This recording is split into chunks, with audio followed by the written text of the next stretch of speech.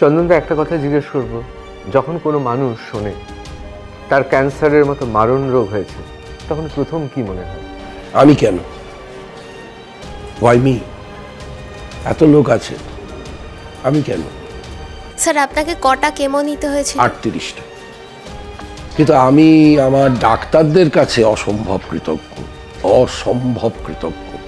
6 জন doctor, তারা কেউ আমার কাছ থেকে 1 পয়সা নেয়নি। এই যে একা, মানে সিপিএম ছিল না আপনার পাশে, একা এইভাবে এই যে লড়াইয়ের উদম্যটা, এই প্রেরণাটা কোথা থেকে পেলেন? কোনো রাজনৈতিক মতামতের সঙ্গে থাকতে পছন্দ করেন না। তারা আমার জন্য 13 লক্ষ টাকা তুলে দিয়েছিলেন।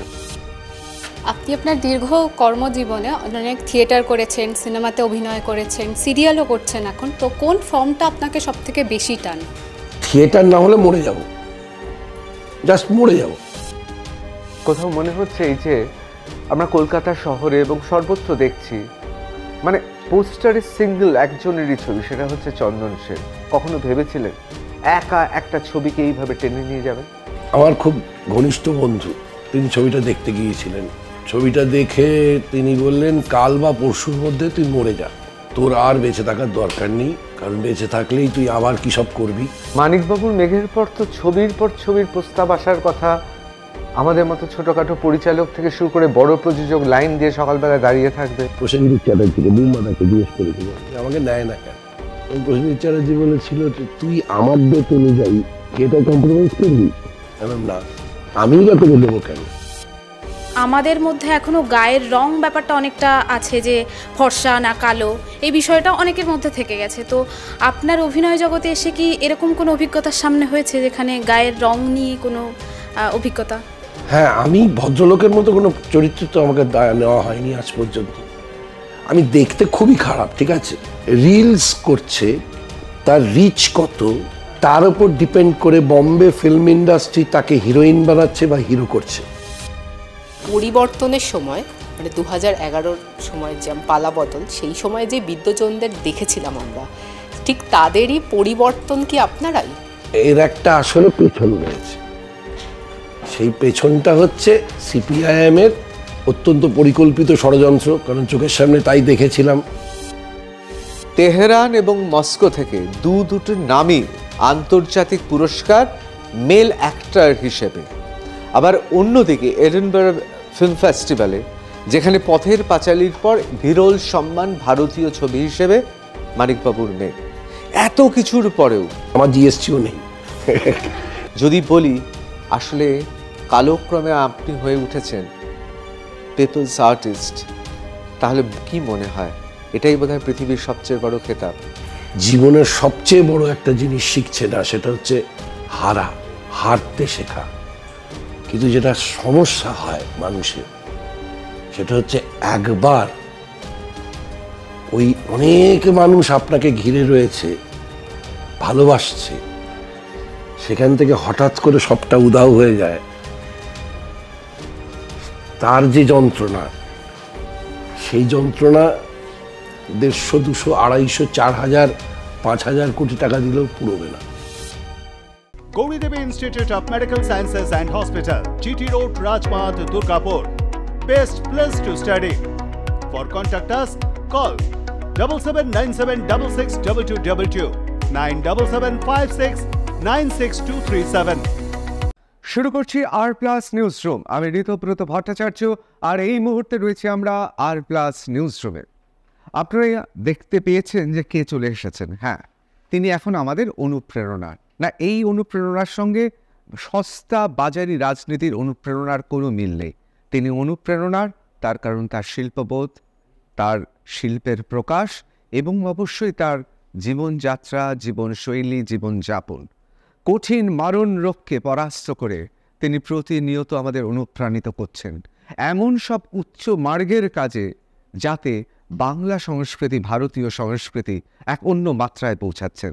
আজকে আমাদের সঙ্গে অভিনেতা, নাট্য ব্যক্তিত্ব চন্দন সেন। চন্দনদা, স্বাগত আর প্লাস নিউজ রুমে। চন্দনদা, আমার প্রথম প্রশ্ন, কোথাও কি মনে হচ্ছে জীবনের সেরা সময়ে চলে এসেছেন?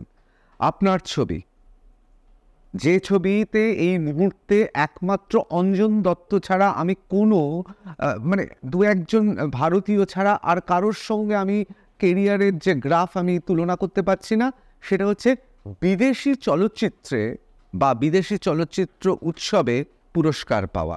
যে দুটো আন্তর্জাতিক পুরস্কার আপনি পেয়ে গিয়েছেন, কোথাও কি মনে হচ্ছে জীবনের এমন একটা সময় এসেছেন যে সময়টা উপভোগ করার কিন্তু একটা মারণ রোগ, সেই রোগটা আপনাকে গ্রাস করেছে? কোথাও মনে হচ্ছে যে অনুশোচনা হচ্ছে আরও আগে এলো না কেন? আচ্ছা, প্রথম কথা হচ্ছে যে না, আমার শারীরিক অসুবিধে আমাকে কোনো রকম সমস্যা ফেলছে না। প্রশ্নের গোড়ার দিকে যদি সেই কথাটার উত্তর দিতে হয়, তাহলে আমার খুব ঘনিষ্ঠ বন্ধু, মানে আমরা যাকে বলি হচ্ছে একেবারে ওই নগ্ন নিতম্বের বন্ধু সংস্কৃতে বলতে গেলে, সে খুবই এদেশে থাকে না, সে বিদেশে থাকে, তার স্ত্রী সন্তান তার এসেছিলেন, তিনি ছবিটা দেখতে গিয়েছিলেন। ছবিটা দেখে তিনি বললেন, কাল বা পরশুর মধ্যে তুই মরে যা, তোর আর বেঁচে থাকার দরকার নেই, কারণ বেঁচে থাকলেই তুই আবার কী সব করবি। আর আমার কাছে এটা খুবই বড় একটা কমপ্লিমেন্ট। আবার একই সঙ্গে সৌমিত্র চট্টোপাধ্যায় বহুকাল আগে, এটা বহু জায়গায় বলেছি, আরেকবার বলছি, বহুকাল আগে একটা কথা বলেছিলেন যে প্রতিটি পুরস্কারই হচ্ছে ওয়ার্নিং, যে এই অবধি ঠিক আছে, এর পরের থেকে আর একটু বেটার করবে বলে কিন্তু এখন এটা দেওয়া হয়েছে। এই আমি জানি না, মানে সময়ের কথা যদি বলো তাহলে 40-এ আমি এই চরিত্রটা অভিনয় করতে পারতাম কিনা আমি জানি না, বা 50-এ পারতাম কিনা আমি জানি না, হয়তো এটাই ঠিক সময়। কোথাও মনে হচ্ছে এই যে আমরা কলকাতা শহরে এবং সর্বত্র দেখছি, মানে পোস্টারের সিঙ্গেল একজনেরই ছবি, সেটা হচ্ছে চন্দন সেন। কখনো ভেবেছিলেন একা একটা ছবিকে এইভাবে টেনে নিয়ে যাবেন? না না না না, সব জীবনে সব কখনো কল্পনাও করিনি। কল্পনা করার মতো আমি অভিনেতাও নই, কল্পনা করার মতো আমি বিক্রয়যোগ্য পণ্যও নই। আমি পোস্টারে থাকতে গেলে বিক্রয়যোগ্য পণ্য হতে হয়, কারণ পোস্টার তো তাদেরকে দেখিয়েই লোকজনকে নিয়ে আসে, যাতে তারা বিক্রয়যোগ্য পণ্য, যেমন দেব বিক্রয়যোগ্য পণ্য, আমি কোনোদিনই বিক্রয়যোগ্য পণ্য হয়ে যাই, সুতরাং আমি সব কল্পনাও করি। কিন্তু কখনো মনে হয়েছে এই ছবিটা করতে গিয়ে, যখন ছবিটা শুরু করলেন, তখন বুঝতে পেরেছিলেন এই প্রজেক্টটা বা এই কাজটা একটা অন্য মাত্রায় পৌঁছাবে? এটা কি অনুধাবন করা গিয়েছিল? আমি সাধারণত কাজ এলে শুধু কাজটা নিয়েই ভাবি, তার কি ফল হবে সেই নিয়ে খুব একটা ভাবি না। তার একটা বড় কারণ হচ্ছে যে ভেবে আমার তো কোনো লাভ নেই, প্রযোজকের আছে, নির্দেশকের আছে। অনেকেই আমাকে একটা কথা বলছেন যে এরপরের থেকে আপনি অনেক কাজ পাবেন। আমি তাদের পৃথিবীর অন্যান্য বহু অভিনেতার ছাড়াও আমি তাদের বলেছি, সুদীপ্তা চক্রবর্তী বলে এক অভিনেত্রীর কথা মনে আছে তো আপনাদের? আজ থেকে 24 মানে সামনের 25 বছর হতে চলেছে, বাড়িওয়ালিতে আমরা একসঙ্গে অভিনয় করেছিলাম। সে বাড়িওয়ালি ছবির জন্য রাষ্ট্রপতি পুরস্কার পেয়েছিল, ভারতের শ্রেষ্ঠ অভিনেত্রী হয়েছিল, ঋতুপর্ণ ঘোষের ছবি। তার পরের 10 বছরে একটা সিনেমাও আসেনি। আমি অতটা দুর্ভাগা নই, আমি একটা সিনেমা পেয়েছি। তার কারণ হচ্ছে যে অনেক বড় একজন অভিনেতা, তিনি মানে পাঠটা করছেন না বলে আমাকে দেওয়া হয়েছে। তো এরকমই, মানে আমি প্রথমেই জিজ্ঞেস করি যখন দেখি যে এই আর 2 সপ্তাহের মধ্যে সিনেমা তখন প্রথমেই জিজ্ঞেস করি কে হড়কেছে, কেউ একটা হড়কেছে, না হলে তুই আমার কথা তো ভাবতিস না ভাই। এখানেও তাই, ভালো অভিনেতা, আমি তাকে মনে করি আমাদের বাংলার অভিনেতাদের মধ্যে অন্যতম শ্রেষ্ঠ যারা আছেন। আমি খুব নাম করে করেই তাদের নাম বলি, শুভাশিস মুখার্জি, খরাজ মুখার্জি, শাশ্বত চ্যাটার্জি। আমি এদের এদের আরও বেশ কিছু অভিনেতা অভিনেত্রী আছেন, তাদের কেউ একজন করতে পারেননি, সেই জন্য আমাকে নেওয়া হয়েছে। এটা হয়তো আমার সৌভাগ্য। আমার এখানে একটা ছোট্ট শুধু প্রশ্ন আছে। আপনি যে নামগুলো বলেছেন আমি ধরিয়ে নিচ্ছি এই নামের মধ্যে আছেন, কার নাম আমি জিজ্ঞেস করছি না, কিন্তু ছবিটা হয়ে যাওয়ার পর তিনি আপনাকে অভিবাদন জানিয়েছেন বা অভিনন্দন জানিয়েছেন? না, সে বোধহয় এখনও ছবিটা দেখে উঠতে পারেনি। বাকি যাদের নাম বলছি তার মধ্যে খরাজ এখনও দেখে উঠতে পারেনি, তবে খরাজ একটা খুব মজার কথা বলেছিল। খরাজ বলেছিল যে তুই নাকি কি একটা বিরাট পুরস্কার পেয়েছিস, তো কেন পেলি তার তো কোনো প্রমাণ পেলাম না, কারণ 3 বছরের মধ্যে তো ছবিটা রিলিজ করেনি, তো এখন রিলিজ করেছে। তো সেদিনকে দেখা হয়েছিল, তখন আমি ওকে বললাম যে এবার প্রমাণ হাতের কাছে আছে, তুই যদি একবার গিয়ে দেখে আসতে পারিস। বলো দেখবো, আমার ওর মতো মানে ব্যস্ততম ওদের মধ্যে একজন, অসাধারণ অভিনেতা, অসাধারণ। মানে এই কথাটার সঙ্গে আমি অর্ধেক লোক কোনো মানে খুঁজে পাবেন আমি জানি। মানে সোভিয়েতে সবচেয়ে উচ্চতম যারা থাকতেন অভিনেতার ক্ষেত্রে, তাদের বলা হতো পিপলস আর্টিস্ট। আমি খরাজকে মনে করি সোভিয়েতে থাকলেও পিপলস আর্টিস্ট পেতেন। শুভাশিস মুখার্জি পিপলস আর্টিস্ট পেতেন। খুব বিচ্ছিরিভাবে তাকে ব্যবহার করা হয়েছে একটা সময়, পেটের দায়ে করেছেন, কিন্তু যখন সুযোগ পেয়েছেন হারবার্ডের মতো ছবি করেছে। আমি এমনকি টেলিভিশন সিরিয়ালেও বলছি, আমার এখনও মনে পড়ে, যদি কখন, এখন তো মাঝে মাঝে হটস্টারে ছবি ওই সিরিয়ালগুলো দেখাচ্ছে,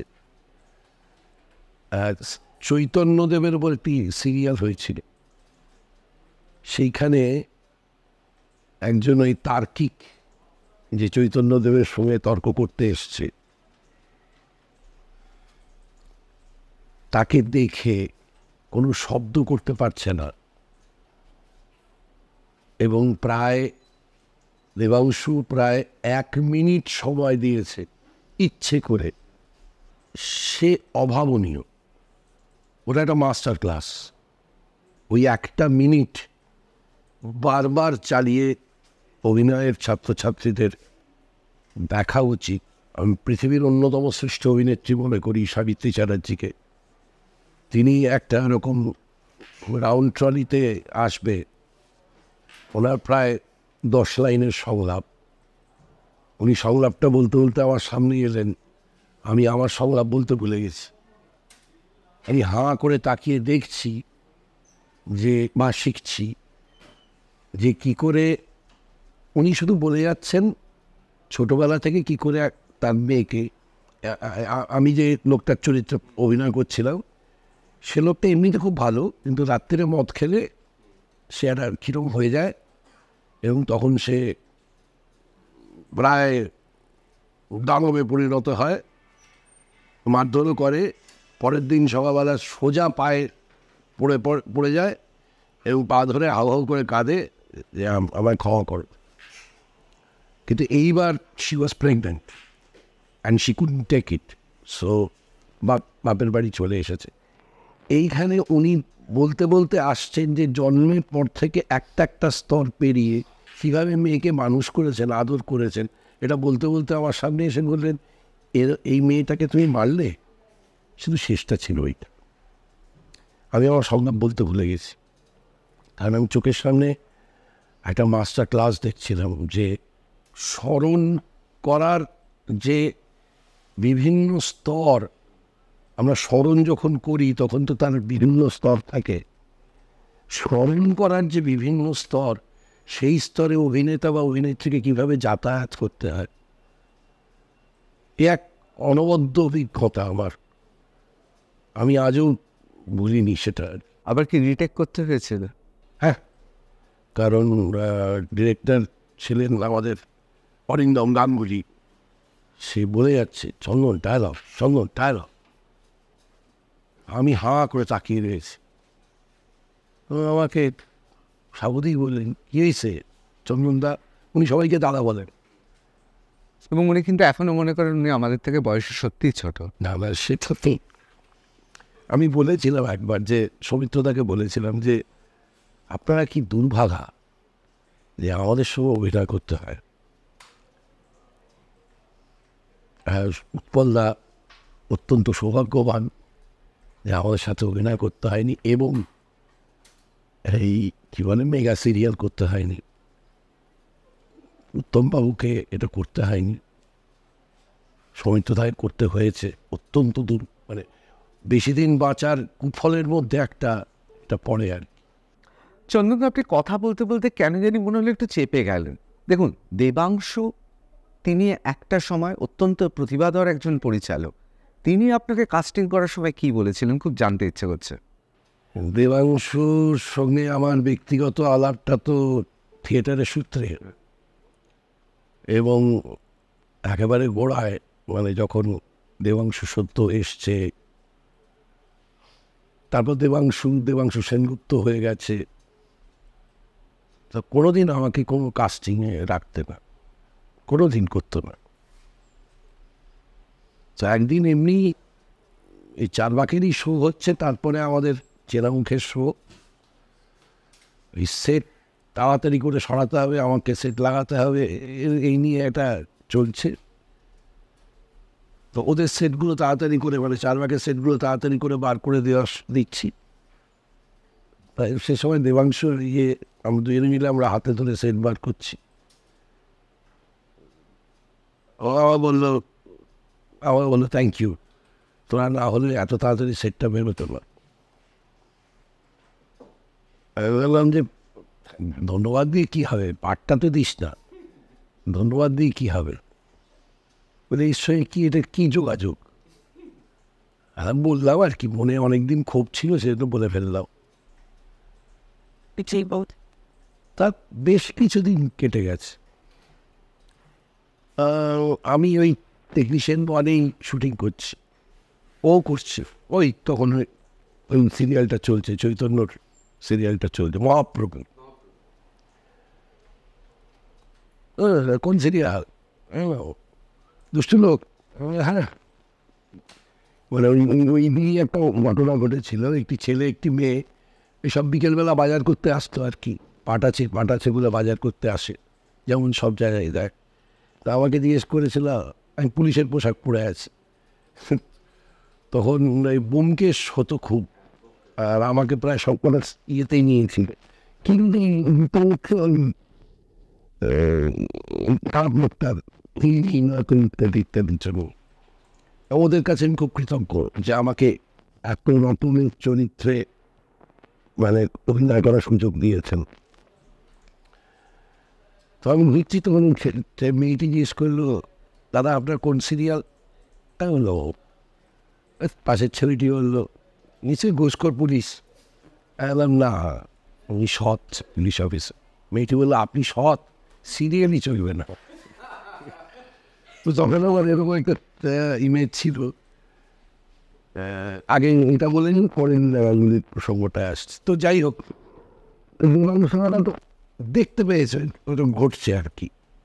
মানে কী বলছিল এরকম, তুই সেদিন আমরা প্রশ্ন করলি না যে আমার কেন তোকে পাঠ দিই না, তোকে পাঠ দেওয়ার মতো পাঠ আসেনি, সেজন্য দিই না। তার 1 মাস বাদে হঠাৎ করে ফোন করে বললো, এবার হয়তো গেলাম, বললো তুই আমাকে এরকম সবাই যেতে পারবি? এবং যে হ্যাঁ। আর বললো যে রসিদগুলি খাতো চৈতন্যর সময়, তার একজন মুক্ত হত্যাকারী মানে এই মহাপ্রভু খুন করবি বলে এই হত্যাকারীতে অ্যাভয়েড করে। ফলত 8টা ডিফারেন্ট ক্যারেক্টার হয়ে এসে ও চেষ্টা করে এবং ফাইনালি ও মহাপ্রভুর প্রেমে পড়ে যায় এবং পারে না। তখন সম্ভবত আত্মহত্যা করেছিল, আমার এখন আর মনে পড়ছে না। কিন্তু এই 8টা ডিফারেন্ট চরিত্র হয়ে আসা, আমাকে বলে এইবার তোর পার্ট, এইবার তোকে দিলাম, এতদিন তোর কোনো পার্ট ছিল না। আমি সেই কারণের জন্য ওর কাছে খুব কৃতজ্ঞ। চন্দনদার সত্যি জীবনে মনে হয় এক একটা সময় আসে, সেই সময় অবধি নিজেকে তৈরি রাখতে হয়। যদি সত্যি সত্যি সাধনাটা ঠিক জায়গায় গিয়ে পৌঁছায়, তাহলে এই সময়টা সবাই পায়, অন্তত একটা সুযোগ। না, আমি তাও মনে করি না।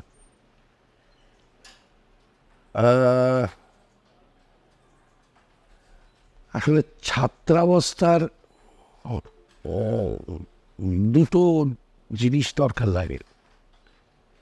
একটা হচ্ছে অভিনয়ের বিষয়টা তো একটা, এই যে ক্যামেরার সূত্র ধরেই বলছি,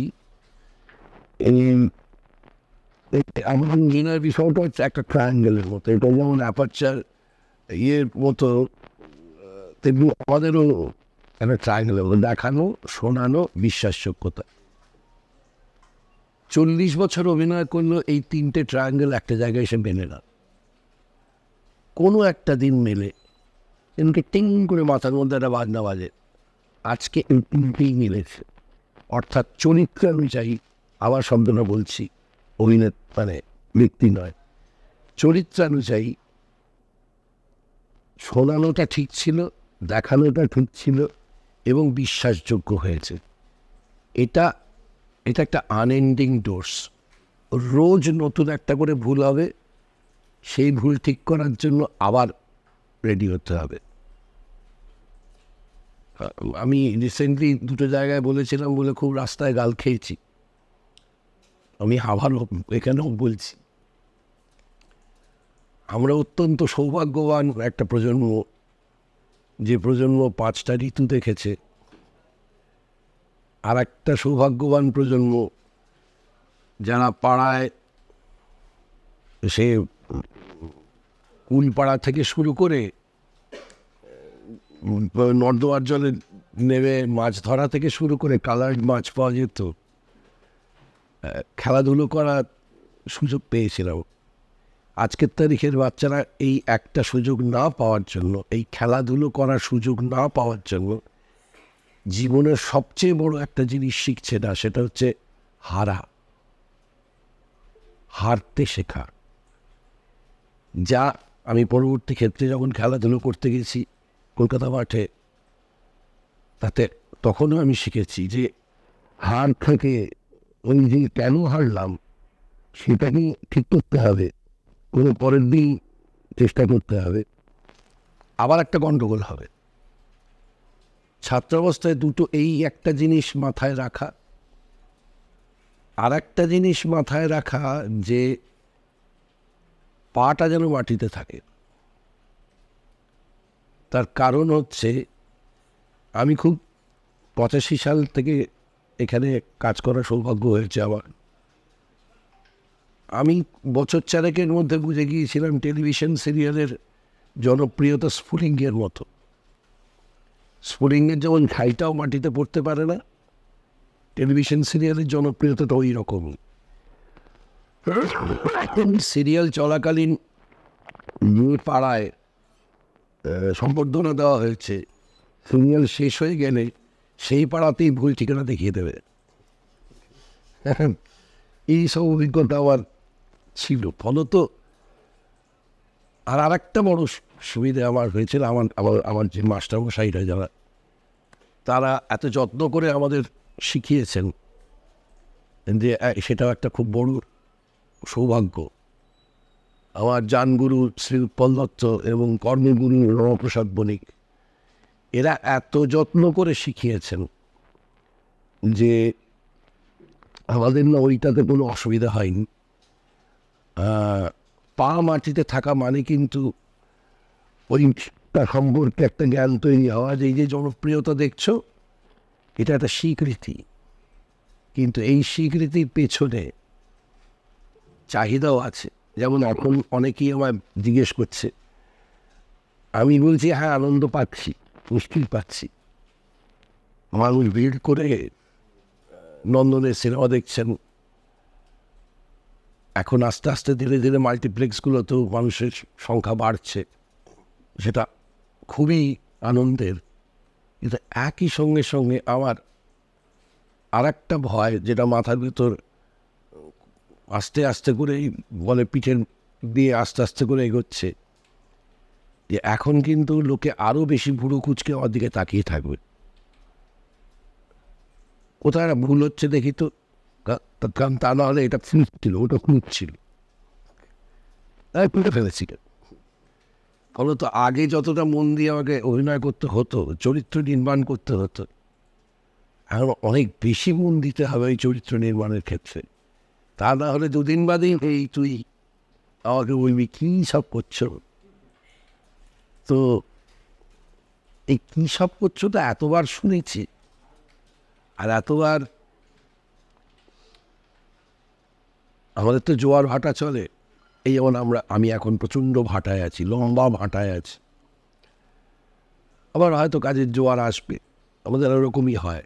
কিন্তু মানিকবাবুর মেঘের পর তো ছবির পর ছবির প্রস্তাব আসার কথা। আমাদের মতো ছোটোখাটো পরিচালক থেকে শুরু করে বড় প্রযোজক লাইন দিয়ে সকালবেলা দাঁড়িয়ে থাকবে। এই কিছুক্ষণ আগে আমি সুদীপ্ত চক্রবর্তীর নাম বলেছি। এর দুটো জিনিস হয়, এক হচ্ছে আমি জানি না কেন হয়, আমাকে অনেকে তো বলেছে আপনাকে নেয় না কেন। তো এটা কাগজের ছিল কিছুদিন আগে, যে এটা আমি জিজ্ঞেস করেছিলাম প্রসেনজিৎ চ্যাটার্জিকে, নির্মাতাকে জিজ্ঞেস করেছিলাম কি আমাকে নেয় না কেন। এবং প্রসেনজিৎ চ্যাটার্জি বলেছিল যে তুই আমার ডেট অনুযায়ী যেটা কম্প্রোমাইজ করবি, কারণ আমি আজকে ডেট দিয়েছি, আমি নিতে পারলাম না, পরশু দিন ডেটটা দিলাম, সেদিনকে তোর শো আছে বা তোর ফাইনাল রিহার্সাল আছে, করবি? এমন না, বলে আমি তো দেখেছি সেটা, আমি তো পুরোটা দেখেছি, তুই করিস নি, আমার সঙ্গে তোর সিন তুই হাতে মুখ খুলে বেরিয়ে চলে গেছিস, কেন নেবে তোকে? আমি না তোকে নেবো কেন? তুই থাকলে আমি তো সঙ্গে সঙ্গে জিজ্ঞেস করবো আগে ঠিক করে না, ডেট নিয়েছে তো, ও চলে যাবে। কিন্তু তুমি আমাকে খুব আদর করে প্রফেসর বলে ডাকেন। সামহাও আমি জানি না কেন আমি ওনার খুব স্নেহ পেয়ে এসেছি, খুব স্নেহ করেন, যখনই দেখেন খুব আলাদা করে কথা বলেন। আর একজনও আমি জানি না কেন, তিনিও কেন আমাকে স্নেহ করেন আমি জানি না। একটা খুব চমৎকার সুযোগ দিয়েছিলেন উনি, ছবিতে রাখা যায়নি, সেটা হচ্ছে দীপক দা, মানে চিরঞ্জিত চক্রবর্তী। উনি একটা বসতির মেয়ের আধা বলে একটা সিনেমায় আমাকে একটা অসাধারণ সুযোগ দিয়েছিলেন, এবং তার জন্য 3 দিন, এবং আমি জানি না কেন আমি এত কৃতজ্ঞ ওর কাছে। কারণ ওই সময় চিরঞ্জিত চক্রবর্তী মানে তার ফল আমি ভুগেছি, মানে স্টার কত বড় স্টার সেটার ফল আমি ভুগেছি। কিন্তু চন্দন আমি তো তখন প্রায় ওই আর কি একটা সিরিয়াল করি আনতেন ইত্যাদি, কিন্তু চন্দন আমার গাড়িতেই যাবে, চন্দন আমার পাশের ঘরে থাকবে, এটা করে যেতেন। এবং মানে চিরঞ্জিত দা, হ্যাঁ মানে দীপক বাবু, হ্যাঁ, এবং ওই না সেটা যদি কোনো নবাগত অভিনেত্রীর ক্ষেত্রে হতো কি হতো ভাবছি। আমি না দীপক দাকে আমি জানি না, অন্যরা কেউ হয়তো জানবে, আমি শুনিনি কখনো এটা, মানে এই নবাগত অভিনেত্রী, এবং ওইখানে ওটা আমার জীবনের আর একটা কেলেঙ্কারি আর কি। সেদিনকে মহরত ছিল, ফলত প্রচুর সাংবাদিক এসছে, কারণ ঋতুপর্ণা সেনগুপ্ত প্রথমবার অভিনয় করছে। এর আগে একটা শ্যুট হয়েছে, কিন্তু সেদিনকে ইচ্ছে করে মহরতটা ইয়ে করে। আমার এক বন্ধু আছেন নেহাত যাত্রা জগতে, রাজু বড়ুয়া, দেখেছিস তাকে কখনো? এই যেমন কাকলি চৌধুরী, হ্যাঁ হ্যাঁ হ্যাঁ, বুঝতে পেরেছি।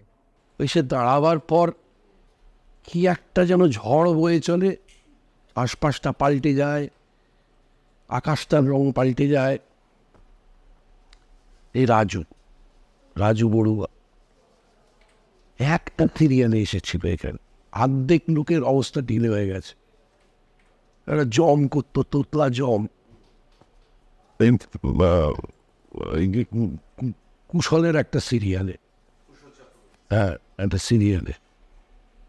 কিন্তু তাকে যদি কেউ যাত্রার মঞ্চে দেখে, মানে রাজু বড়ুয়া আছে তাতেই 15,000 টিকিট এমনি বিক্রি হয়ে যায়। মানে কি এক অভিনেতা, ওই না দেখলে বোঝা যাবে না। দুধার তলোয়ার, মানে একই সঙ্গে কমেডিও যেমন করবে তেমনি অন্যান্য চরিত্র করবে, দুধার তলোয়ার। সেই রাজু বড়ুয়ার একটা সিনে ওকে একটা একটু মূলো, একটু হ্যাঁ এরকম একটা চরিত্রে রাজুকে বলেছে, রাজু অভিনয় করছে, রাজুকে বলেছে রাজু সব ঠিক আছে, আমি একবার একটা জিনিস তোকে দেখিয়ে দেবো, বলে না করলেন দীপকদা। রাজু আমার দিকে এরকম করে তাকালো, আমিও রাজুর দিকে তাকালাম। এটা একটা ঘটে গেছে রানুর দিন। আর ওই দিন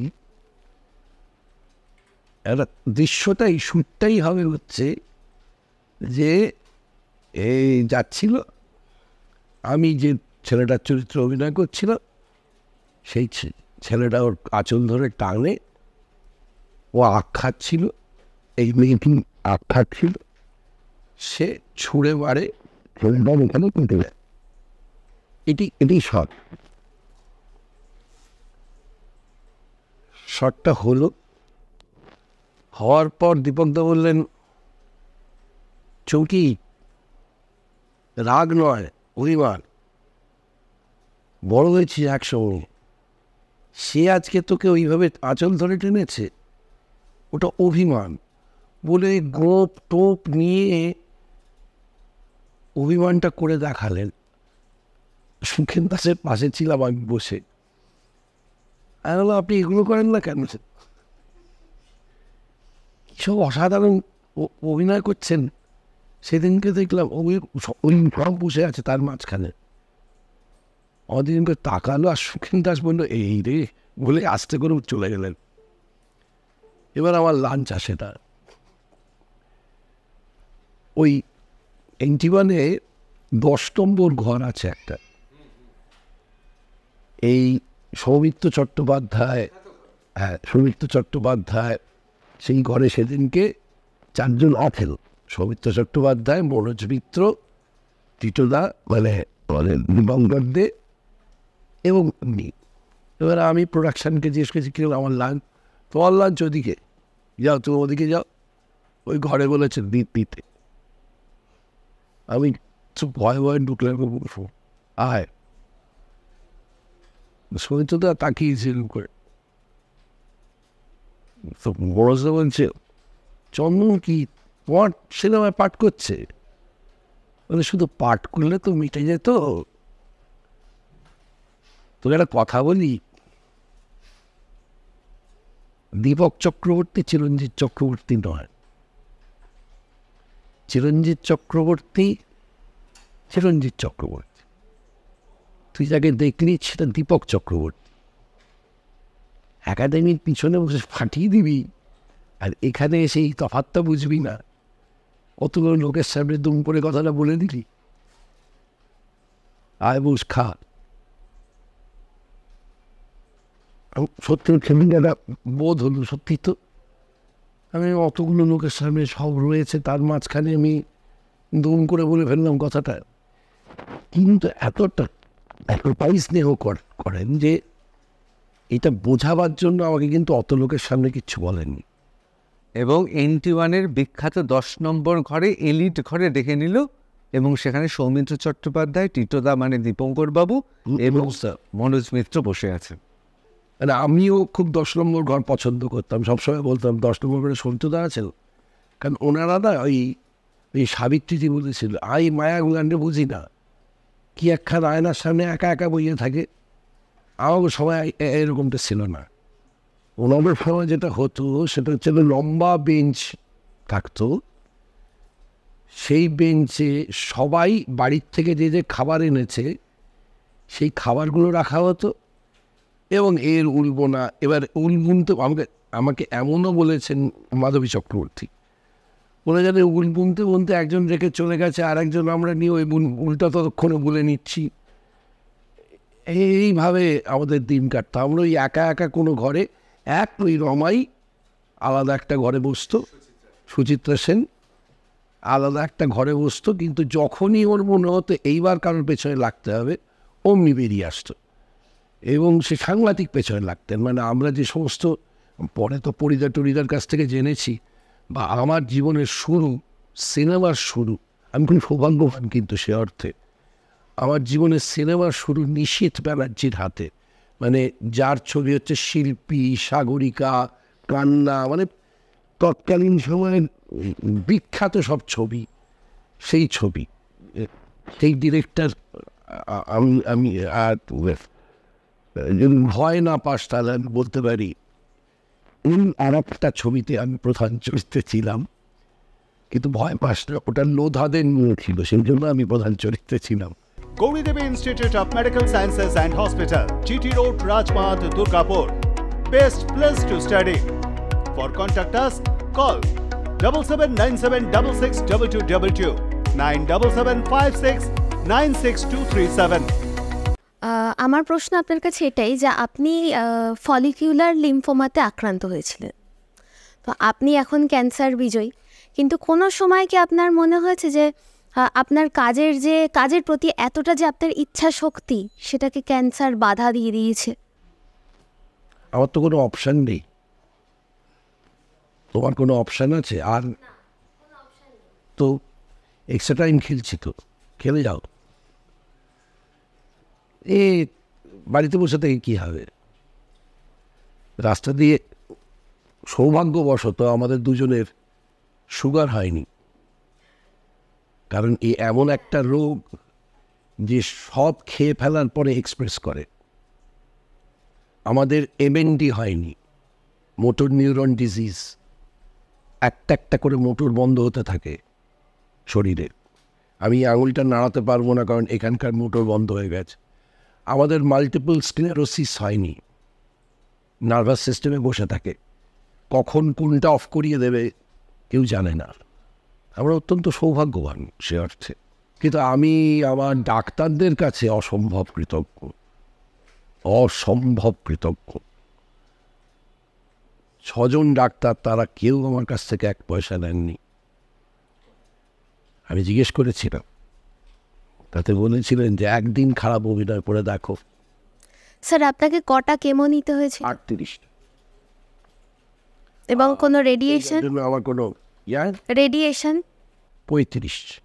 রেডিয়েশনের ব্যাপারে একটা কথা বলার আছে। ডক্টর অমিতাভ চক্রবর্তীর কাছে সেদিনকে আমি বললাম, অভিনন্দনকেই বলছিলাম যে ওর কাছে কৃতজ্ঞতা স্বীকার করা উচিত। তার কারণ হচ্ছে মানুষের মাথা 2টো হাড়ের ওপর থাকে, এই যে এত ঘোড়ায় মানুষের উপরে, সেটা 2টো হাড়ের ওপর থাকে, C1 C2। এর মাঝখান থেকে কিন্তু সমস্ত নার্ভ লাইন গেছে, সব মানুষের বেঁচে থাকার যাবতীয় সূত্র গেছে এখান থেকে। এটা সেটা ভার্টিব্রা বা শিরদাঁড়ার ভেতর দিকেই ঢোকে, সেখান থেকে নাড়া দিয়ে যাবে। এই C1টা আমার খেয়ে ফেলেছিল ক্যান্সারে, তো এটাকে রেডিয়েশন দিয়ে ওড়াতে হবে, তা নাহলে তো অসুবিধা আছে। কিন্তু রেডিয়েশন দিয়ে ওড়াবার পর তো মাথাটা খুলে পড়ে যাবে। বিজয় কুমার মানে ব্রেন অ্যান্ড স্পাইন সার্জারি একসঙ্গে করতে পারেন, মানে এরকম ভারতবর্ষে তো খুব হাতে গোনা কয়েকজন আছেন, তার মধ্যে ডক্টর বিজয় কুমার। তার অ্যাসিস্ট্যান্ট আমাকে একটা কথা বলেছিলেন, তিনি আমার শিরদাঁড়ার সঙ্গে একটা প্লাটিনামের তার দিয়ে বেঁধে রেখে দিয়েছেন। আমার আশা করছি আমার দলের মেয়েরা অপেক্ষা করে বসে আছে যে কবে আমি মরবো, কারণ প্লাটিনামের তারটা তাহলে দিয়ে ওরা আংটি টাংটি বানিয়ে কিছু রোজগার করতে পারবে বা দলের কিছুটা টাকা হবে, চাইরাও করছি। এনিওয়ে, বিজয় কুমার আমাকে সুনীল সেনগুপ্ত তার নাম, তিনি অ্যাসিস্ট্যান্ট। তবে আমি স্যারের সঙ্গে 3 বছর অ্যাসিস্ট করছি। আমার 13 ঘন্টা টানা অপারেশন হয়েছিল আমার মাথায়। এই বারিকবাবুর মেঘ দেখতে গেলেই পিছনে দেখা যাবে, লম্বা করে একটা দাগ হয়ে রয়েছে। আমার 13 ঘন্টা টানা অপারেশন হয়েছিল। দাঁড়িয়ে পড়ে বললেন যে মাথাটা একটু ঘোরাও তো। বলছে আমরা কী করে ঘোরাবো, আপনার ব্রেন ফ্রেন সব ওপেন করা, করে আপনাকে ঘোরাবো? বলে না না, একটার তো একটু স্পেস দিতে হবে, আর তাহলে অভিনয় করতে পারবেন। তখন উনি ওখানে বসে বসে মাপছেন যে কতটা স্পেস দিলে আমি ঘাটটা ঘোরাতে পারবো, না হলে আমি অভিনয়টা করতে পারবো না। তো এরা ঈশ্বর না হলে কারা ঈশ্বর? তো এই সুলকাগুলি বলেছিল একদিন খারাপ অভিনয় করে দেখো, টাকা কী করে তোমার কাছ থেকে ধার করে নিতে হয় আমরা জানি। অসংখ্য মানুষ এই আমাদের আর্টিস্ট ফোরাম থেকে শুরু করে, ব্যক্তি মানুষ থেকে শুরু করে, এসএফআই, ডিওয়াইএফআই, সিপিআইএমের কিছু মানুষ, এর বাইরেও যে সমস্ত পলিটিক্যাল দলের মানুষ আছেন, অসংখ্য মানুষ আমাকে সাহায্য করেছিলেন বলে আমি বেঁচে আছি। চন্দনদা, একটা কথা জিজ্ঞেস করবো, যখন কোনো মানুষ শোনে তার ক্যান্সারের মতো মারণ রোগ হয়েছে, তখন প্রথম কি মনে হয়? আমি কেন? Y me? এত লোক আছে, আমি কেন? এটা আমার 2 দিন হয়েছে, 2 সপ্তাহ গিয়েছিল। 2 সপ্তাহ বাদে সৌভাগ্যবশত সুবীর গাঙ্গুলির কাছে আমার পাঠক, কারণ আমাকে আমার প্রগনোসিস ঠিক না হওয়া পর্যন্ত ডক্টর সমীর ব্যানার্জি আজ চলে গেছেন। উনি ভারতবর্ষের যত বড় বড় সার্জন আছে তাদের 50% হচ্ছে ওনার ছাত্র। তো আমি যেহেতু ক্যালকাটা ক্লাবের ডিরেকশনের কাজ করতাম, ফলত যেদিন ডিটেকশন হয়েছে তার পরের দিন থেকে উনি কাউকে ছুতে দিতেন না। আগে উনি জিজ্ঞেস করতেন প্রগনোসিস কি। শেষে সুনীল গাঙ্গুলির কাছে আমাকে বললো, তুই যা, সুনীলের কাছে যা। সৌভাগ্যবশত এনআরএসে আমি গিয়েছিলাম এবং চোখের সামনে দেখতে পাচ্ছি ঠেলা চালান, রিক্সা চালান, সবজি বেচেন, সব মানুষজন মাটিতে বসে রয়েছে, প্রায় তাদের সঙ্গে কেউ নেই। আর আমার সঙ্গে 4 জন মানুষ রয়েছে। আমার 3 জন ডাক্তার আমার জন্য অপেক্ষা করে বসে আছেন। তারপর আর কি চাই? তারপর তো আর কিছু চাই না। এটা চাই যে কোনো ক্যান্সার আক্রান্ত মানুষের কাছে, যদি প্রথম কথা আমি মনে করি আজকের তারিখে আমার তো স্টেজ 4, অত ভয়ের কিছু নেই। এমন এমন জায়গায় ওষুধ পৌঁছে গেছে, বেরিয়ে এসছে, অত ভয়ের কিছু নেই। বিশেষ করে ব্রেস্ট ক্যান্সারটা তো আমার নাম বলার দরকার নেই, এত ঘনিষ্ঠ কিছু আমাদের বন্ধুবান্ধবের স্ত্রীর হয়েছে এবং পরিচিতের হয়েছে। আমি যে 6 মাস, তা ভুলে যাবে তোমার এটা হয়েছিল, বুঝতেই পারবে না, ভুলেই যাবে। এগুলো নিয়ে একদম ভেবো না। তোমার সৌভাগ্যবান, তুমি সৌভাগ্যবান, তোমার টিবি হয়নি বা ওই এমএনডি হয়নি বা সুগার হয়নি, তুমি সৌভাগ্যবান সে অর্থে, বা মাল্টিপল স্ক্লেরোসিস হয়নি। তো প্রথম মনে হয় আমি কেন? বাহ, আমার খুব ভালো লাগলো। আপনার একদা গুরুই উৎপল দত্ত ঘুম ভাঙার গান করেছিলেন একটা কারণ নিয়ে। আমার মনে হচ্ছে এবার ভয় ভাঙার গান আপনাকে করতে হবে। যেভাবে রাজনৈতিক বিভিন্ন প্রচার করেন, এবার মানুষের জন্য এই প্রচারটাও বোধহয় আপনার থেকে ভালো এর অ্যাম্বাসেডার কেউ হবে না। তা আমি আমার বলছি, পাড়ার প্রত্যেকটা লোকের অর্থনৈতিক দায়ভার নিতে হবে না, একটু বসুক, ওই ভবন হাউস পড়ে দিক, একটু পার্কে নিয়ে যাক, একটু সিনেমা হলে নিয়ে যাক, আর কিছু করতে হবে না, শুধু বসে থাকুন, তাড়াতাড়ি লোকটা অর্ধেক সুস্থ হবে। এবং এখন এই যে এআই করে মানে জিরো ইয়েতে অপারেশন হচ্ছে, হ্যান ত্যান করছে সব রোবটরা, কিন্তু ওই ডাক্তারবাবু মাথায় হাত দিয়ে কিচ্ছু ভয় নেই, সব ঠিক হয়ে যাবে, এইটা রোবট পারবে না। স্যার, আমার যে প্রশ্নটা রয়েছে, এত সাফল্য বিশেষ করে মানিকবাবুর মেঘে কিংবা যেগুলো বললেন শুনলাম সব কিছু দাঁড়িয়ে একেবারে এখন এসে আপনার মনে হয় যে এই মানুষটা যদি আমার পাশে থাকতো বা কাউকে কি মিস করেন? যে আমার মা, এই যে আপনারা আমাকে এখানে ডেকে নিয়ে এসছেন না, এটা আমার মায়ের জন্য। টিভিতে আক্রান্ত হয়েছেন, বলতেই পারতেন তোমার 24 বছর বয়স হয়ে গেছে, যাও গিয়ে রোজগার করে নিয়ে এসে। একা মানুষ করেছেন আমার মা, এবং খুব সামান্য চাকরি করতেন চিত্তরঞ্জন সেবা সদনে, ক্লারিক্যাল জব করতেন।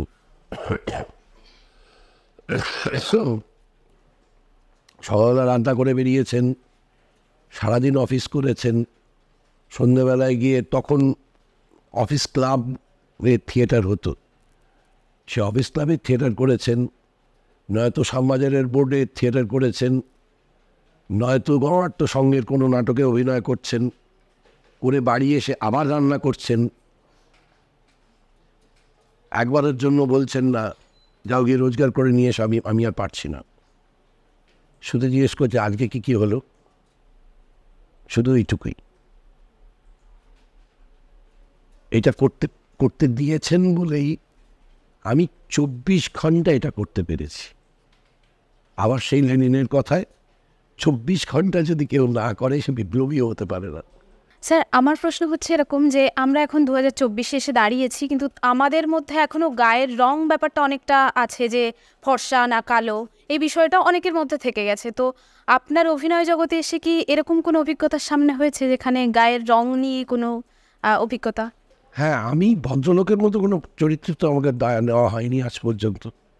আমি দেখতে খুবই খারাপ, ঠিক আছে, সেটা আমি জানি, আমার ওই নিয়ে আমার কোনো মানে দ্বিধাও নেই, দ্বন্দ্বও নেই। এখানে আমাদের প্রতিবাদ থাকে, বলুন।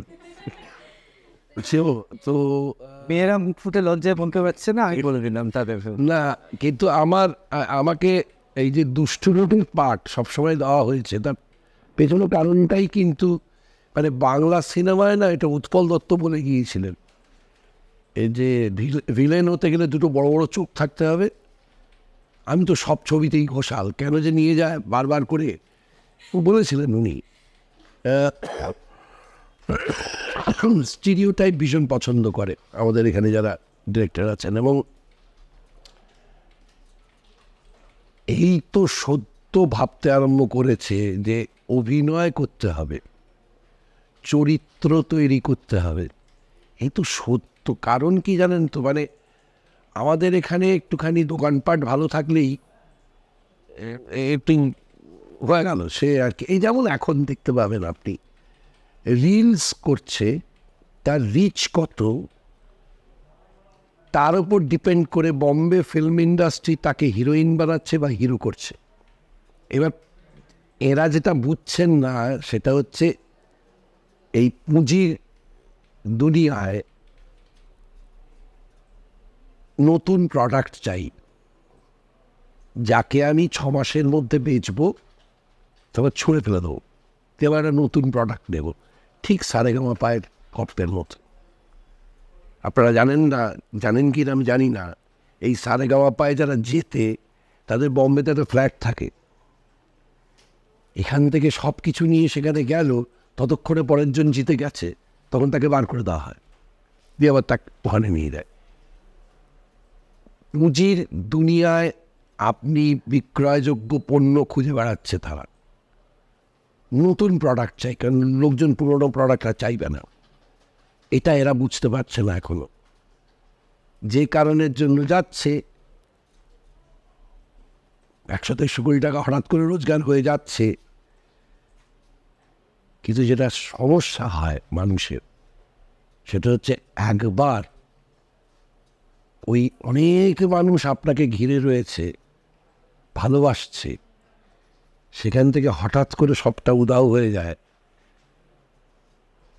তার যে যন্ত্রণা সেই যন্ত্রণা 150, 200, 250, 4000, 5000 কোটি টাকা দিলেও পুরোবে না।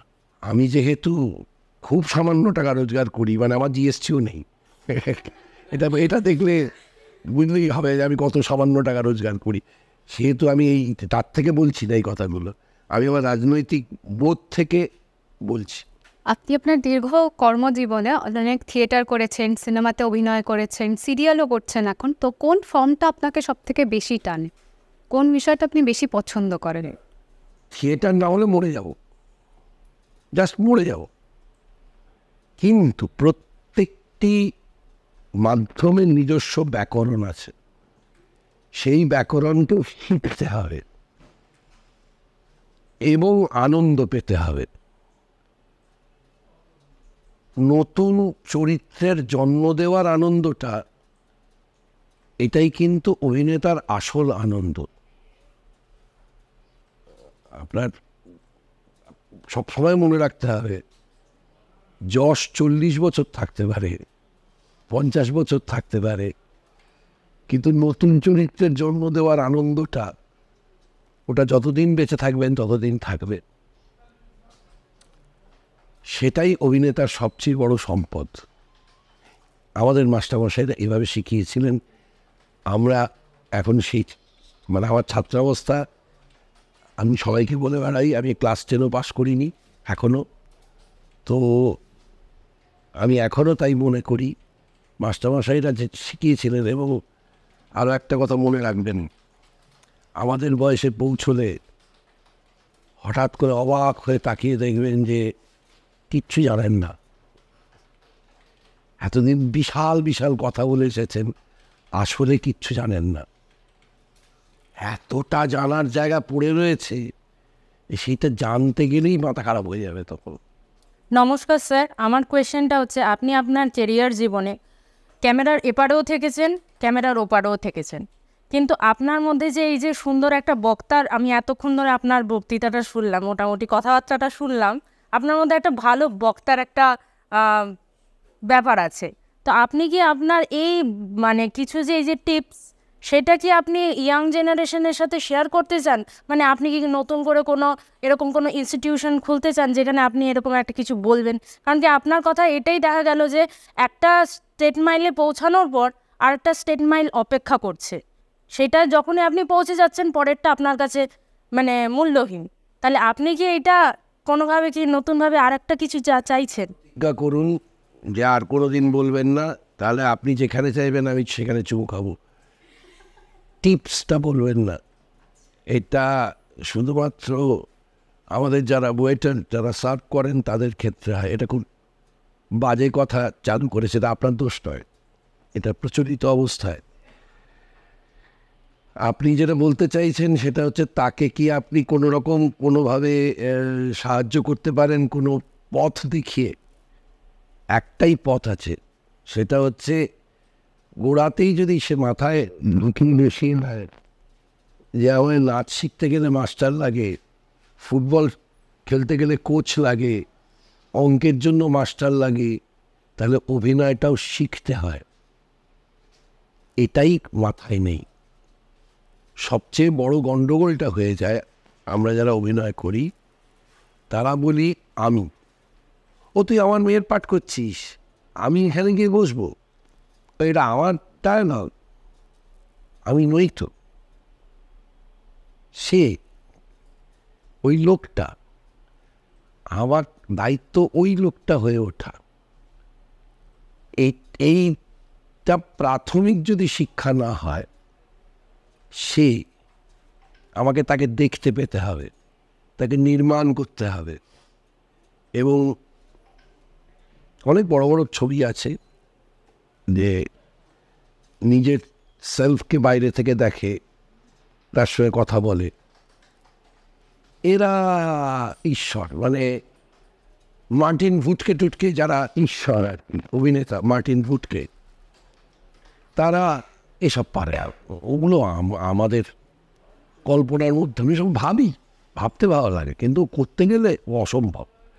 কিন্তু এই শিক্ষাটুকু অন্তত থাকার দরকার আছে যে আমাকে না এটা জানতে হবে, আর একটা মানুষ কি করে হয়ে উঠতে হয় সে আমি অনেককে জিজ্ঞাসা করেছি, ভাই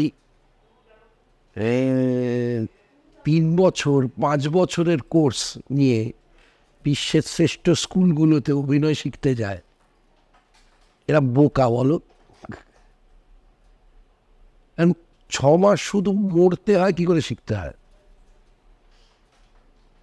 কত রকমের মৃত্যু আছে, সব মৃত্যু তো সমান নয়, সব মরণ নয় সমান, সব মৃত্যু তো সমান নয়। শিখতে হয় শুধু 6 মাস ধরে কত ছুরি খেয়ে মরা, গলায় দড়ি দিয়ে মরা, গলা টিপে মারা, বাসের ধাক্কায় মরে যাওয়া, গুলিতে ঝাঁঝরা হয়ে মরা, বিষ খেয়ে মরা, এমনি ক্লস্ট্রোফোবিয়াতে মরে যাওয়া, কত রকমের মৃত্যু আছে। এটাই তো 6 মাস ধরে শিখতে হয়। তোমাকে সায়ন্তনী বদলে যদি অতসী বলে ডাকি, তুমি কেন অস্বীকার করবে? কেন যে সায়ন্তনী এই নামে ভারতবর্ষে অন্তত 5 কোটি সায়ন্তনী আছে, কিন্তু কারোর সাথে কারোর মিল নেই। আর সায়ন্তনী মানে শুধু তুমি নও, তোমার বাবা মা, ভাই বোন, তোমার দাদু দিদা, ঠাকুমা ঠাকুরদা সবটা মিলিয়ে তুই। তা তোমাকে অতসী বললে তুমি কেন মেনে নেবে? মানে তেমন অভিনেতার তো রাত্রে ঘুমাওয়া উচিত নয়, কারণ সে গতকাল করেছে রাম, আজকে করছে রাবণ। তো রাত্রিবেলায় এসে রাম তো খুঁচিয়ে বলবে, এই তুই ওরকম বাঁধ নাড়িস কেন? আমি বাঁধ নাড়ি। রাবণও বলবে, এরকম গলাটা ওরকম করেছিস কেন? আমার গলাটা কি ওরকম? ঘুমোতেই দেবে না, কুচিয়ে তুলে ওঠ, প্র্যাকটিস কর আমার মতো করে গলা করে। কিন্তু মনে রাখতে হবে, স্টারডম ইজ সামথিং এলস।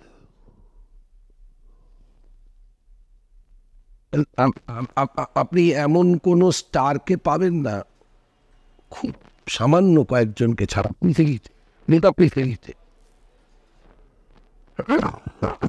40 বছর ধরে স্টার থেকে গেছে। অমিতাভ বচ্চন, শাহরুখ খান প্রায় অনেক বছর হয়ে গেল, আমির খান অনেক বছর হয়ে গেল। তো কেন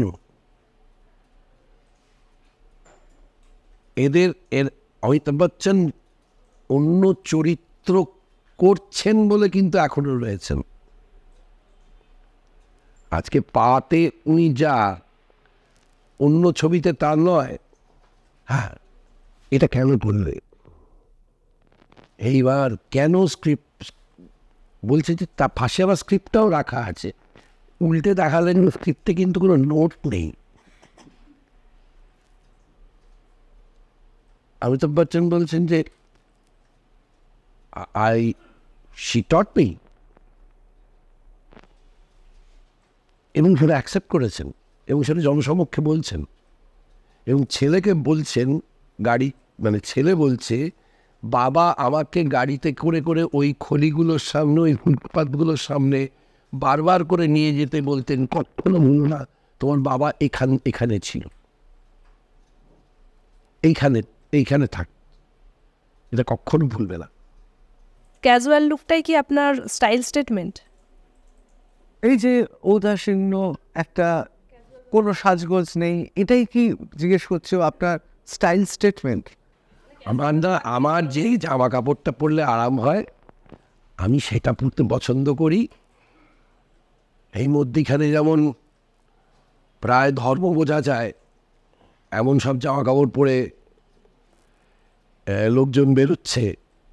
এবং কিছু কালকেই যেমন এক মহিলাকে দেখলাম, তার চুল প্রায় এই পায়ের গোছ পর্যন্ত, কিন্তু এমন একটা হট প্যান্ট পরেছেন বিপজ্জনক জায়গায়,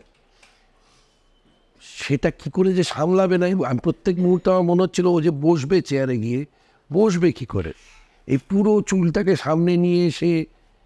তো আমার না ওই আর কি, আমি ভীষণ অশিক্ষিত ব্যাপারে। আমার প্রাক্তন স্ত্রীরা বারবার করে আমাকে শেখাবার চেষ্টা করেছেন,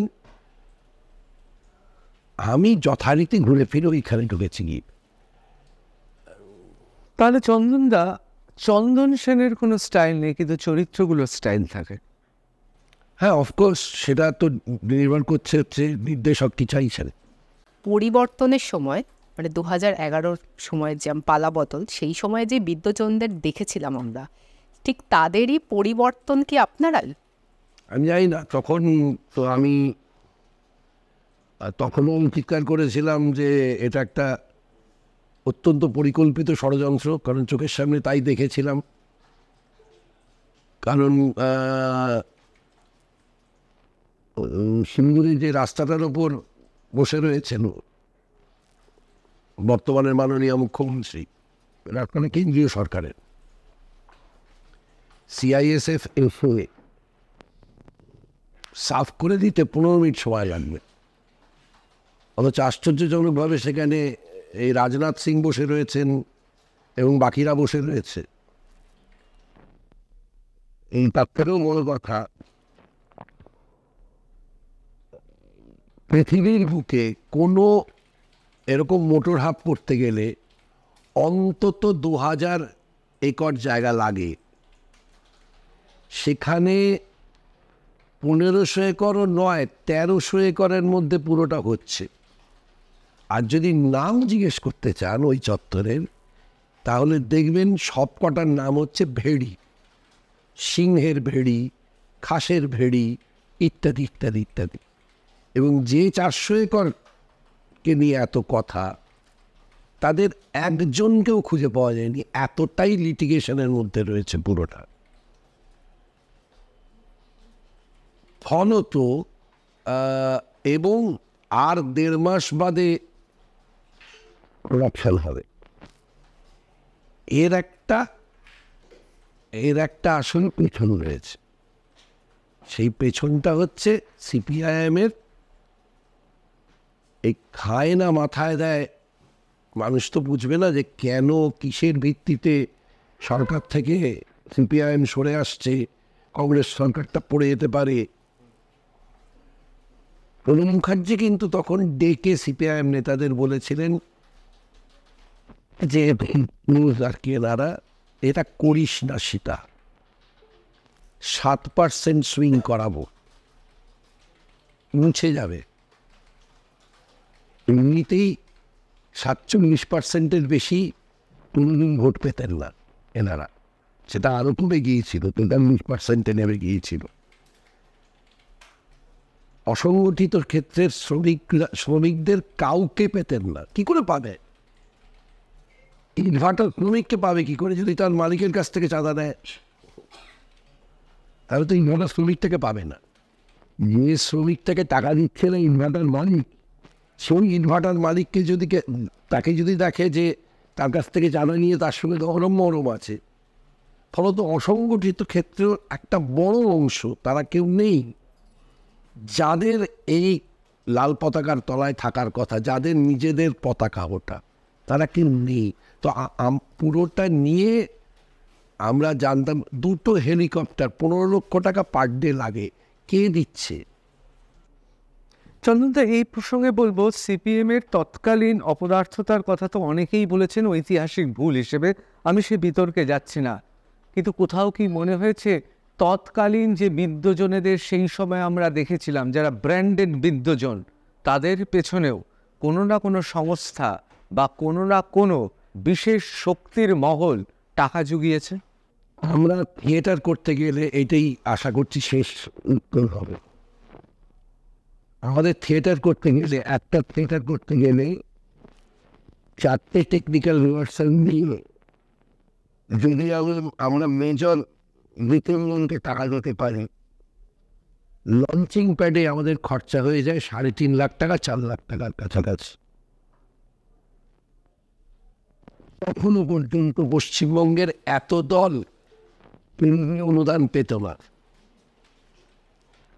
2008 থেকে কেন্দ্রীয় অনুদান পাওয়াটা, যার জন্য আমাকে দিল্লিতে জহর সরকারের সামনে শুনতে হয়েছে, দিল্লির একটা সেমিনারে বসে এরা বলে আমি দেখে বলেছিল, কারণ মাত্র 8 কোটি টাকায় তৎকালীন সময় চলতো, সেইটা জওহর সরকার নিয়ে প্রসার ভারতী ছিলেন, তিনি গিয়ে তখন বলেছিলেন সোনিয়া গান্ধীকে যে টাকাটা একটু বাড়াল, তো পরিষ্কার মুখের ওপর না বলে দিয়েছে।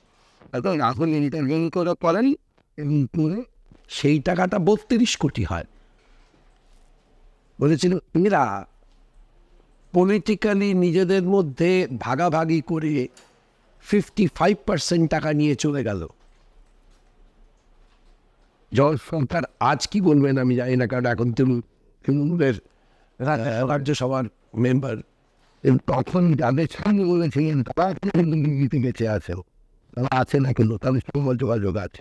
সেদিন আমার কথাটা বলার মানে হচ্ছে এই 3 লাখ 3.5 লাখ টাকা এটা জোগাড় করতে আমাদের প্রত্যেকের ব্যক্তিগত, বহু লোকের বউয়ের গয়না, জমি বিক্রি, প্রভিডেন্ট ফান্ড ভাঙা সব হয়েছে। আমতলা থেকে টালা পর্যন্ত সব মিলিয়ে 50টা 10 বাই 20 হোর্ডিং,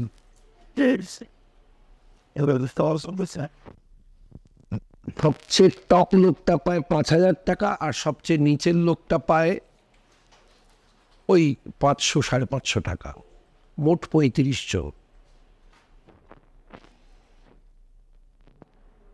একাডেমি এসি চালিয়ে টানা 12 দিন রিহার্সাল, তৎকালীন সময় একাডেমির ভাড়া ছিল 5,000 টাকা এসি চালিয়ে। এবার আপনি শুধু আমাকে বল, এতদিন ধরে এইখানে আছিস, যে এই টাকাটা কত টাকা হতে পারে? বিরাট একটা অঙ্ক। ব্রাত্যজন হঠাৎ করে এই টাকাটা কোত্থেকে পেয়েছিল? উত্তর দেবে কে? এবং একাডেমির ওপরে 100 টাকা করে পাবে 50টা ছেলে মেয়ে, সব যাদবপুর ইউনিভার্সিটি, প্রেসিডেন্সি ইউনিভার্সিটি, আইসা নয়তো ডিএসও করে, একদম লোকই বলছি, তারা 100 টাকা করে পাবে। আমি যখন ওই টিভি বিতর্কগুলোতে যেতাম, আজকের তারিখে শোভন কি বলবে আমি জানি না, বা এই 24-এর লোকজন কি বলবে আমি জানি না, আমি দেখতাম এরা সকাল থেকে রাত্রির অবধি বসে আছে, খাবার পায়, টাকা পায়, কে দিয়েছে? আমি শুধু থিয়েটারের কথাটাই বললাম। Gauri Devi Institute of Medical Sciences and Hospital, GT Road, Rajpath, Durgapur. Best place to study. For contact us, call 7797662222, 9775696237. আমরা আপনার মুখেই শুনলাম যে লাল ঝান্ডাটা যাদের জন্য আজ তাদেরকেই বঞ্চিত করা হচ্ছে। রাজ্যের সিপিআইএম দিনে দিনে শূন্যে পৌঁছে গেছে, এখন প্রায় অস্তিত্ববিহীন হতে চলেছে। কিন্তু আপনি আপনার যে একটা আদর্শ, যে একটা দর্শন, আমরা জানি আপনি কার্ল মার্কসকে খুব মেনে চলেন, সেই বিষয়টাও উঠে এসেছে মানিকবাবুর মেঘে, এবং এই আদর্শ নিয়ে আপনি চলেন। এবং আপনি একটা সময় বলেছিলেন যে যখন পরিবর্তন হয়ে গেল সেই সময় বলেছিলেন যে ইন্ডাস্ট্রিতে কাজ পেতেও খুব অসুবিধা হচ্ছে। সেখান থেকে থিয়েটার, পাশাপাশি একের পর এক কেমো চলছে, দীর্ঘ একটা লড়াই। এই যে একা, মানে সিপিএম ছিল না আপনার পাশে, একা এইভাবে আজকে মানিকবাবুর মেঘ একটা বিরাট সাফল্য পাচ্ছে, আমরা দেখতে পাচ্ছি। এই যে লড়াইয়ের উদম্যটা, এই প্রেরণাটা কোথা থেকে পেলেন? ওই যে বললেন সিপিএম ছিল না, সিপিআইএম ছিল, এসএফআই ডিওএফআই ছেলেমেয়েরা ছিল, তার সঙ্গে সঙ্গে কোনো রাজনৈতিক মতামতের সঙ্গে থাকতে পছন্দ করেন না এমন প্রচুর মানুষ ছিলেন বলেই আমার পক্ষে বাঁচাটা সম্ভব হয়েছে। কারণ আমি আমার মাও অত্যন্ত নিম্ন মধ্যবিত্ত পরিবারের, এবং আমি একটা সময়, আজকে নয়, আজকে ঠিক উল্টোটা মনে করি, একটু হলে ভালো হয় মনে করি আর কি। এই তথাকথিত বিষয়ী হওয়াটাকে খুব মনে করতাম, খুব ঘেন্নার। ওর সব এইসব সব ছিল সব ওই বাপ ঠাকুরদা নয়, একদমই নয়, বাপ জ্যাঠারা শিখিয়েছিল সঞ্চয় করাটা একটা অত্যন্ত কুৎসিত ব্যাপারটা পারি ইত্যাদি ইত্যাদি। আজকের তারিখে সেটা হলে আমি একটুখানি এই যে ভাবছি কী করে ড্রাইভারের মাইনে দেবো, এটা করতে হতো না। যাই হোক, ভুল। সিপিআইএমও ছিলেন, এমনকি আজ বিজেপি করেন, তখন তৃণমূল করতেন এমন লোকজনও ছিলেন। তাছাড়া অসংখ্য মানুষ ছিলেন যে কারণের জন্য তারা আমার জন্য 13 লক্ষ টাকা তুলে দিয়েছিলেন। এটা কী কারণে? মানে আপনাকে শুধুই কি ভালোবেসে, না অন্য কোনো কারণ আছে?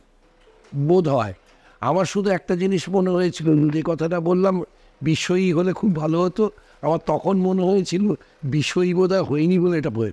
তেহরান এবং মস্কো থেকে দুটি নামই আন্তর্জাতিক পুরস্কার মেল অ্যাক্টর হিসেবে। আবার অন্যদিকে এডিনবারা ফিল্ম ফেস্টিভ্যালে, যেখানে পথের পাঁচালীর পর বিরল সম্মান ভারতীয় ছবি হিসেবে মানিকবাবুর মেঘ। এত কিছুর পরেও যদি এই 13 লক্ষ টাকা এই সমস্ত মানুষগুলো যারা ভালোবেসেছেন কেন, যা এখনো পর্যন্ত অজ্ঞাত আমাদের কাছে, আপনার কাছে নিশ্চয়ই জ্ঞাত, যদি বলি আসলে কালক্রমে আপনি হয়ে উঠেছেন পিপলস আর্টিস্ট, তাহলে কি মনে হয় এটাই বোধহয় পৃথিবীর সবচেয়ে বড় খেতাব? কিছুদিন আগে আমাকে জিজ্ঞাসা করেছিলেন এক ভদ্রমহিলা, আপনি সোশ্যাল মিডিয়া নেই কেন? আর মিছিলে তো আছে, মিছিলে আছি, মিটিংয়ে আছি, বাজারে যাই,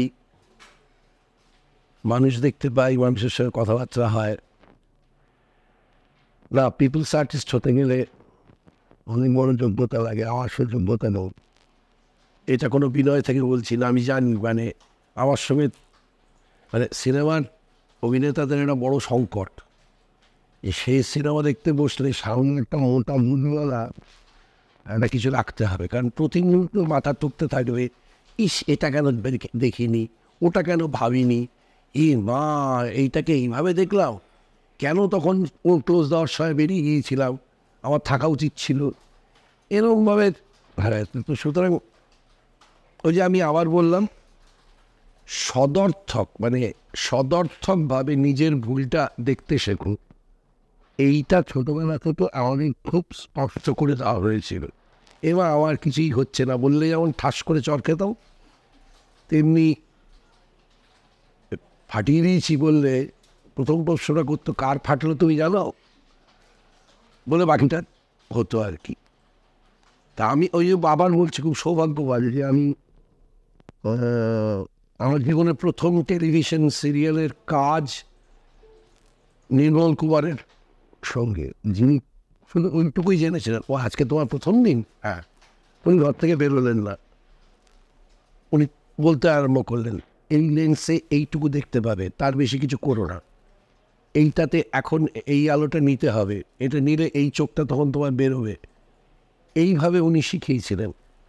পরবর্তী ক্ষেত্রে একদিন আমি কথাটা প্রায় বলে থাকি বলে এখনও বলছি, বঙ্কা জেঠু মানে বঙ্কিম ঘোষ একটা সিরিয়ালে ওই খেতে বসেছি, গোপ খুলে রেখে খেতে বসেছি, মাথায় আবার 82 শিক্ষার একটা চাঁটা, রাস্কেল গোপ খুলে দিতাম, খাবো, খাওয়ার সিন থাকলে গোপ খুলবে, যাও নিয়ে গোপ পড়ো, গোপ পড়িয়ে এসে খেতে হলো, বলে খেতে শেখো, মুখটা কিকু করে সমাধান রাখতে হয়, কন্টিনিউটি গন্ডগোল হলে কে দেখবে, তুমি। এরা আমার শিক্ষক, এবং আমি নিশীথ ব্যানার্জির কথা বলেছি। ফলত আমি অত্যন্ত সৌভাগ্যবান যে আমি খুব ভালো ভালো মাস্টারমশাইয়ের কাছে লেখাপড়া করেছি, এখনও করে চলেছি। এখনও রুদ্রপ্রসাদ সেনগুপ্ত আছেন, অশোক মুখোপাধ্যায় আছেন, সিনেমায় এই মুহূর্তে রূপকদা আছেন, মুম্মাদা আছেন, পরাণ কাকু আছেন, পরাণ কাকু কিন্তু আমাদের মানে শৈশবটা হয়েছে হচ্ছে মা সিনে গেলে কাঁথাটা এই লিলি চক্রবর্তীর মা দীপালি দিদা ওর হাতে চলে যেত। এবার দীপালি দিদা হয়তো সিনে গেল, তখন সেটা চলে যেত হচ্ছে ওই আমার মনে পড়বে মানে ওই সমস্ত এই পরাণ বন্দ্যোপাধ্যায় তাদের মধ্যে একজন, এই নিমাই ঘোষ যে পাঠ করেছেন তাদের মধ্যে একজন, যে এই ধত্ত পাঠটা করে আসি। তা আমি আমার সৌভাগ্য যে আমি এদের হাতে হাতে মানুষ হয়েছি। তো এমনকি গীতা মাসি তো, এবং আমাদের দেখতে শিখিয়েছিলেন কী করে দেখতে হয়, খুব জরুরি একটা জায়গা, কী করে দেখতে হয়। যেমন অমিতাভ বাবু সত্যজিৎ রায় ও সমাজ চেতনা বলে একটি বই লিখে, উনি বই দুটো পড়ার দরকার এই কারণে যে সিনেমা দেখতে হয় কি করে, দেখতে হয় কি করে, তেমনি থিয়েটারটাকে বা ছবি আঁকাটাকে দেখতে হয় কি করে, প্রত্যেকটা আর্ট ফর্ম। এমনকি আমি অনেক সময় আমি যেমন এখন দুঃখে এই ডাঙ্গুলি খেলাটা দেখি না, খুব কষ্ট করে 9টা বছর কোনো ফাঁকিবাজি না করে ক্রিকেটটা শিখেছিলাম, খেলেছিলাম। এই জুয়া খেলার জন্য আর আমাদের আম্বানিজির জন্য টাকা রোজগার করার জন্য এই ডাঙ্গুলিটা আমি সহ্য করতে পারি না। আমি মনে করি 50 ওভার পর্যন্ত ক্রিকেটটা ক্রিকেট, কিন্তু সেটা শিখতে হবে তো দেখতে। মানে আমাদের যখন খেলা আমাদের মানে 6জন করে ফুটবল খেলতে হতো, একদম পুরো প্র্যাকটিস হয়ে গেছে, তখন হয় 6জন 4জন। কিন্তু তখন আমাদের কমলবাবুর মতন, তিনি আমার কোচ, অজয়বাবু কমলবাবু সকলের মনে থাকার কথা, মানে অবশ্যই সবাই মনে থাকার কথা, ওরা জানেই না। তো তিনি যেমন বলতেন 10 নম্বর জার্সি কেন, তার কাজ কি, 27 নম্বর জার্সি কেন, তার কাজ কি, কেন ওই পজিশনেই 27 নম্বর, 7 নম্বর জার্সির কাজ কি। ফুটবলটা দেখতে শিখতে হবে, তবে না মজা পাবো। মজাটা আমি পাচ্ছি না, খালি এই 4 মারে না 6 মারে, আর স্বল্প বসনা কিছু মহিলারা লো অ্যাঙ্গেল ক্যামেরায় ধরা হয়, তারা নাচে।